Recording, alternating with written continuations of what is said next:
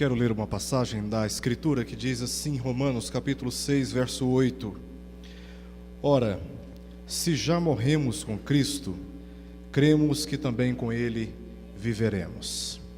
Mais uma vez. Ora, se já morremos com Cristo, cremos que também com Ele viveremos. Desde o princípio, Deus quis ter um relacionamento harmonioso com o homem. No entanto, o homem resolveu pecar contra o Criador. Depois do pecado, na tentativa de se justificar, ele preparou folhas de figueira e cobriu-se com aquelas folhas. Aquela cobertura, aquela vestimenta não era segura, não era permanente. Deus então preparou vestimentas de peles. Foi necessário que um animal fosse sacrificado para que o homem, por providência de Deus, fosse revestido, tivesse segurança. Nós vemos esta necessidade se desenvolvendo em todo o Antigo Testamento.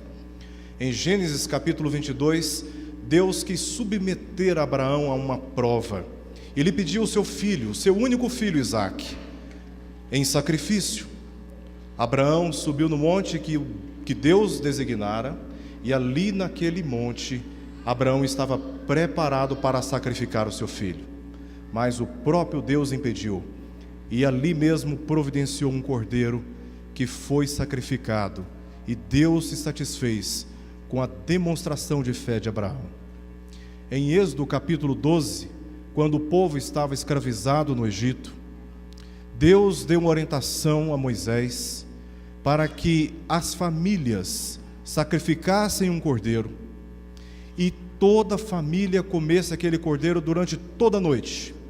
O sangue daquele cordeiro deveria ser usado para manchar os umbrais, os portais das portas. Então, quando Deus fosse punir a terra do Egito, o destruidor, vendo o sinal do sangue do cordeiro nas portas daquelas casas, não feriria os primogênitos. A morte do cordeiro e o derramamento do seu sangue foi usado na terra do Egito para livramento do povo de Deus daquele período de escravidão. Mais adiante, em Números capítulo 15, especialmente o verso 25, Deus dá a orientação para que o sacerdote sacrificasse um cordeiro e aspergisse o seu sangue no altar de incenso, uma vez ao ano, por expiação de toda a congregação de Israel, de toda a nação de Israel. O cordeiro tinha que ser morto para que toda a nação fosse representada no seu sangue e Deus concedesse perdão dos seus pecados. Sempre no Antigo Testamento, a morte do cordeiro e o derramamento do seu sangue apontou para a necessidade do homem pecador, sendo substituído por ele, recebesse da parte de Deus a justificação, o perdão dos seus pecados. João Batista, no Rio Jordão, quando avistou Jesus que vinha para ser batizado, ele disse em João capítulo 1, eis o Cordeiro de Deus que tira o pecado do mundo. Naquele momento, João percebeu que Jesus era aquele que Deus havia enviado para, de modo satisfatório e eficaz, morresse e pelo seu sangue todo o seu povo recebesse a justificação permanente dos seus pecados. Por isso, lá em João capítulo 19, Jesus pendurado naquele madeiro, antes de entregar o seu espírito ao Pai, ele disse, está consumado. Ali na cruz, Jesus morreu por mim e morreu também por você. Ele derramou o seu sangue. E aquela imagem aparentemente terrível, dramática, segundo o próprio evangelista João no capítulo 3, foi como prova do amor de Deus por todo mundo, para que todo aquele que nele crê não pereça, mas tenha a vida eterna. O apóstolo Paulo, nesta passagem, ele diz que se nós já morremos com Cristo, cremos que também com Ele viveremos. Se pela morte de Jesus Nós, pecadores, recebemos o perdão dos nossos pecados, a salvação eterna.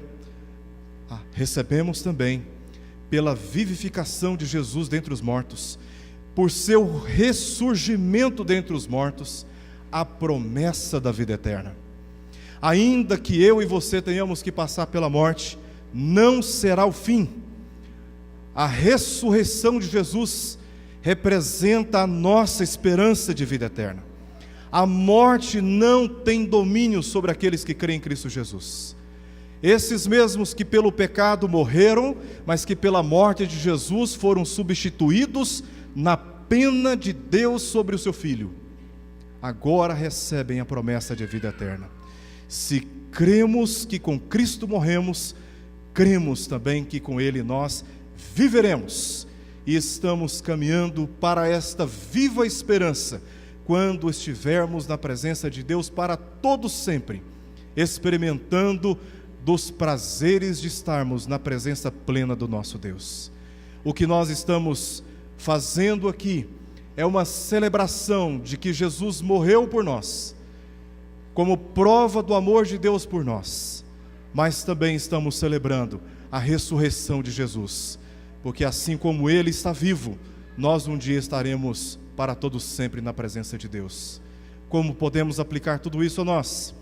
Em primeiro lugar, quem sabe você está aqui e ainda não tomou a sincera decisão de confessar a Jesus Cristo como o Senhor da sua vida.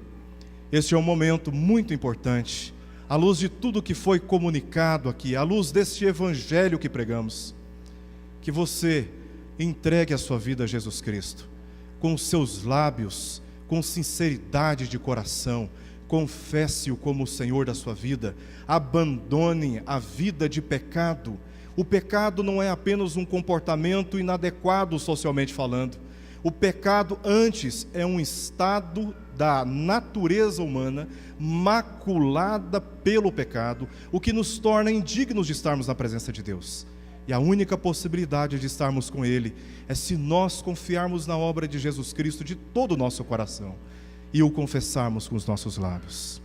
Quanto aos demais, vamos perseverar nesta fé até as últimas consequências, celebrando o nome de Jesus, digno de receber todo o nosso louvor, toda a nossa adoração, porque Ele veio ao mundo, sofreu, padeceu, Ele subiu naquela cruz porque quis, em obediência ao Pai. Ali Ele entregou o seu Espírito, Ele derramou o seu sangue, e por isso podemos cantar louvores ao nome dEle, porque fomos justificados, estamos perdoados. Hoje, se tivermos que enfrentar a morte, estaremos com o Senhor para todos sempre. Esta é a promessa que Ele dá a todos que creem.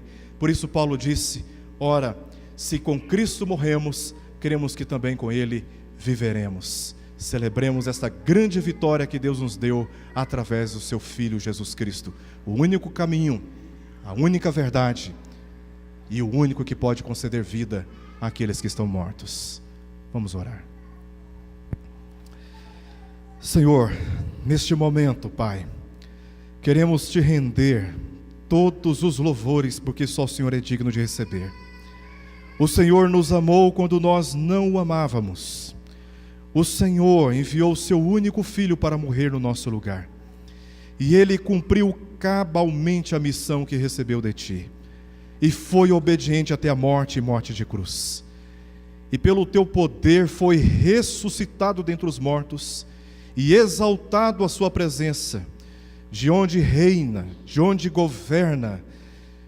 E por Ele, Pai, nós nos achegamos a Ti nesta hora, para Te suplicar perdão dos nossos pecados, e para Te render louvores, porque só o Senhor é digno de receber.